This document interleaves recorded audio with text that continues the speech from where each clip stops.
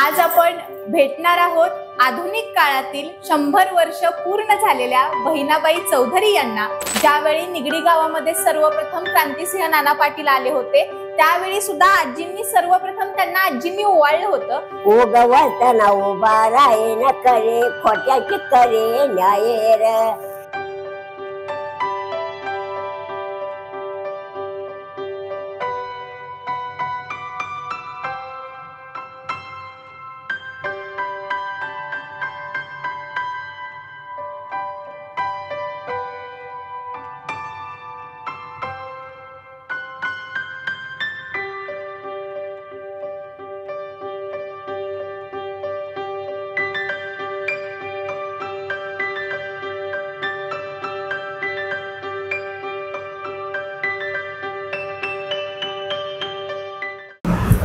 नमस्कार। आज आपण भेटणार आहोत आधुनिक काळातील 100 वर्ष पूर्ण झालेल्या बहिणाबाई चौधरी यांना, ज्यांचं खरं नाव आहे मुक्ताबाई बाबूराव दिसले। नमस्कार आजी। नमस्कार आजी, नाव काय तुमचं? नाव सांगा मला, तुमचं नाव? मुक्ता। आजींना थोडंसं कमी ऐकू येत आहे, पण आज 100 वर्ष जरी पूर्ण झाली असली तरी सुद्धा त्या स्वतः गाणी बनवतात, भारुड रचतात, त्याचबरोबर जात्यांवरील ओव्या असतील या सुद्धा आजींनी बऱ्याच लिहिलेल्या आहेत। म्हणजे अगदी पूर्वीपासून जर का पाहिलं तर माणसं अशिक्षित होती, परंतु त्याच काळातल्या आजी आहेत ज्यावेळी निगडी गावामध्ये सर्वप्रथम क्रांतिसिंह नाना पाटील आले होते, त्यावेळी सुद्धा आजींनी सर्वप्रथम त्यांना आजींनी ओवाळलं होतं। म्हणजे 100 वर्षांचा कालखंड, जो एक शतक आपण म्हणतो, ते पूर्ण शतक आजींनी बघितलेलं आहे। त्यामुळे त्यांच्याकडे अनुभवाची फार मोठी शिदोरी आहे आणि म्हणूनच आज आपण त्यांची मुलाखत घेणार आहोत, त्यांच्यासोबत मनमोकळ्या गप्पा मारणार आहोत। आजी, तुमचं वय आता 100 वर्ष पूर्ण झालं। 1 जानेवारीला 100 वर्ष त्यांना पूर्ण झालेले आहेत। तर तुम्ही कुठली कुठली गाणी म्हणता सांगाल आम्हाला? देवाची म्हणते, देवाची गाणी त्या आता म्हणणार आहेत। आम्हाला गाणं म्हणून दाखवाल एखादं? म्हणते नारायण हरी उगवला दारी, नऊ खंडात नाही यायचे सॉरी चालली बरी, चरत्या वाटाड व चरत मोठ्यान काट बया मंडळ बस जवळ घातील गळ, एवढं येत पाणी गळ वाट वंगाळ, दाजे बाजेरा मोत्या चाचरा कंठी जाहिरा, सुट्टी गेलं तर रेल्वेत पुरा माघारी पुरा, वळ्याच्या मळ्यात आईच्या कळ तोडीचे नार कुंटीचे हार, आठी तुळस हिरवी गार मारुती मोर, एवढा येण वना म्हणजे झोपता भार। बर, आता हे देवाचं गाणं झालं, अजून कुठली गाणी येतात का? पंचमी म्हणते, म्हणायला लागल्यावर पंचमी म्हणते। बरं बर, मग आता काय म्हणणार? आता काय म्हणणार? देवाची गाणी म्हणणार। चालेल, म्हणा। दिवस उगवला म्हणणार। चालेल, म्हणा म्हणा म्हणा। हा। दिवस उगवला ग उगवतना उभा राहे, उगवतना उभा राहे न करे खोट्याची करे न्याय रे। देवच उगवला रांदे उगव माझ्या दारे, आंदे उगव माझ्या दारे ग मग प्रीते मी धुंड चारे ग, देवच उगवला ग उगवतना उभा राहे। बर, अजून कुठलं गाणं येतंय? अजून म्हणा। जोनबाई झुणक्याचे चांदणे, बाबा मंगल्या टकांच्या वने मया लावणे, आता म्याने मत केला होता कधी ग भेटल बर्मा बाबा, जोनबाई झुणक्याचे चांदणे, बाबा मंगल्या टकांच्या वने मया लावणे, आता म्याने मत केला होता गती ग भेटल बर्मा बाबा, जोनबाई झुणक्याचे चांदणे, बाबा मुझ्या टकांच्या वने मया लावणे।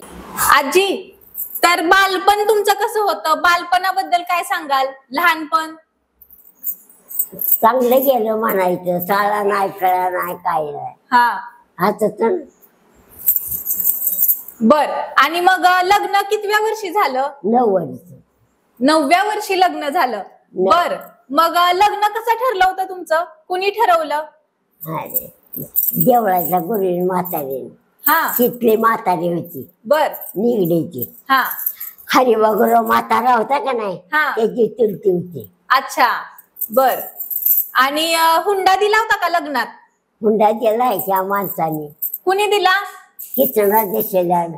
म्हणजे सासरकडच्या माणसांनी माहेरकडच्या माणसांना हुंडा दिला होता. मला असं वाटतं आतापर्यंतच्या सगळ्या ह्याच्यातलं पहिलंच उदाहरण असेल की सासरकडच्या माणसांनी माहेरी हुंडा दिला होता. बरोबर ना? सासरच्या माणसाने. हा. मग तुमच्या वेळेला शाळा होती का? शाळा होती तेव्हा पण मेळा घातले नव्हते. त्या शाळेत गेल्या नाहीत तरी सुद्धा मग तुम्ही भारूड लिहिताय स्वतः? 10 वर्षाचं झालं म्हणायचं. हा. मग तरी सुद्धा भारूड लिहिता तुम्ही, शाळेत नाही गेला तरी? नाही गेले. म्हणजे शाळेत गेल्या नाहीत तरी सुद्धा त्या भारूड बनवतायत स्वतः. म्हणजे त्या शाळेत गेल्या नाहीत तरी सुद्धा मनातनं जे काही येईल, मनातनं जे काही सुचेल ते सगळं त्यांनी कागदावरती उतरवलं. आणि शाळेत गेल्या नाही त्यामुळे त्यांना लिहिता वाचता येत नव्हतं, त्यामुळे त्या सांगायच्या आणि त्यांचे मुलं असतील, नातवंड असतील, त्या सगळ्यांना त्या लिहायला सांगायच्या. म्हणजे खरंच मला असं वाटतं हाडाचा कवी जर का कोण असतील तर ह्या आजी आहेत.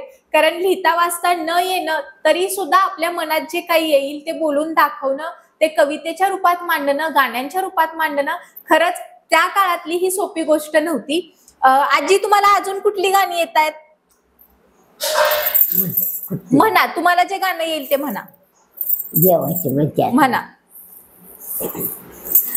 नारायण हरे उगवला तारे, नऊ खंडात नाही यायचे स्वारे, चालणे बरे सरकच्या वाटाड व चराट, मरच्याल काट बया मंडळ, बस जवळ घातेल गळ, एवढा नेत्र पाणी गळ वाट वंगाळ, दाजे बाजेरा मोत्याचा तुरा कंठेचा हिरा, शिट्टी गेल्या तर रहिमत पुरा माघारे फिरा, मळ्याच्या मळ्या जाईच्या कळ्या तोडी ते नार गुंफेचे हार, आचे तुळस हिरवे गार मारते मोर, एवढा आहे ना वनामध्ये झोपता भार. उभं राहून तुम्ही एखादं भारूड म्हणून दाखवाल आम्हाला? हा या.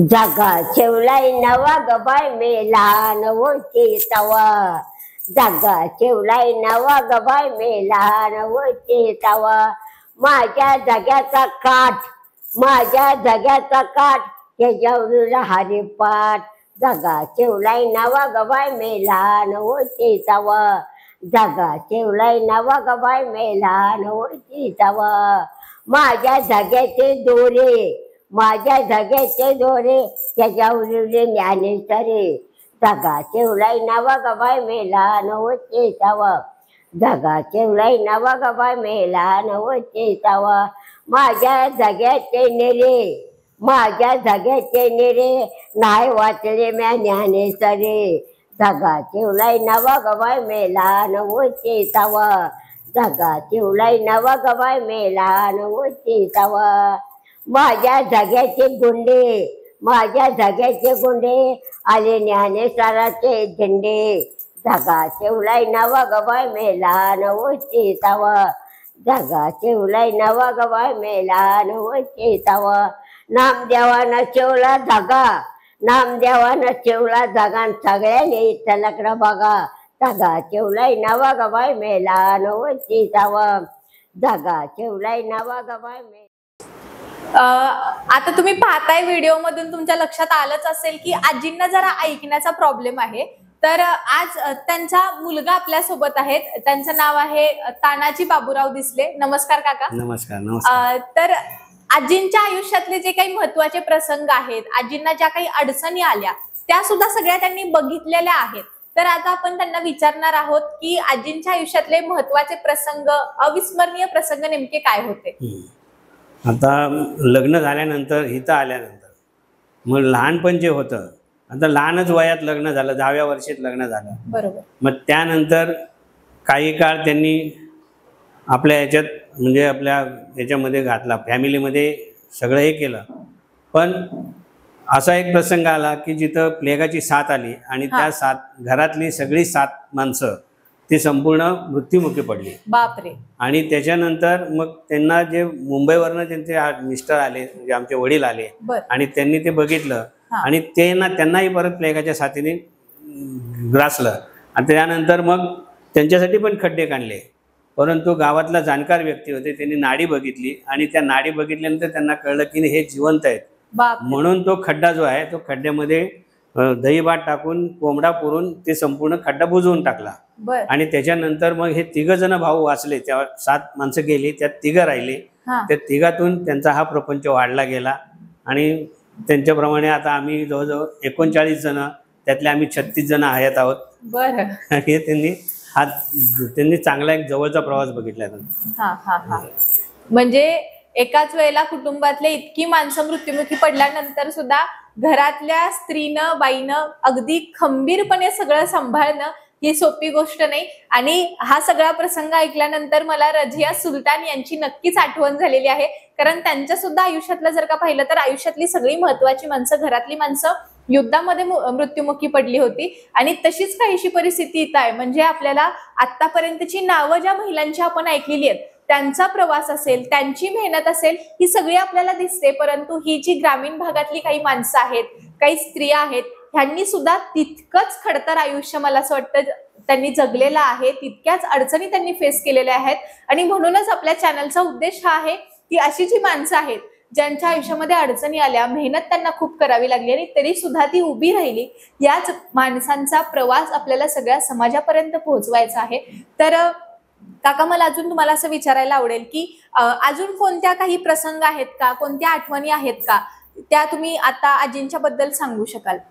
म्हणजे वडील आमचे मुंबईला घेऊन गेले आईला.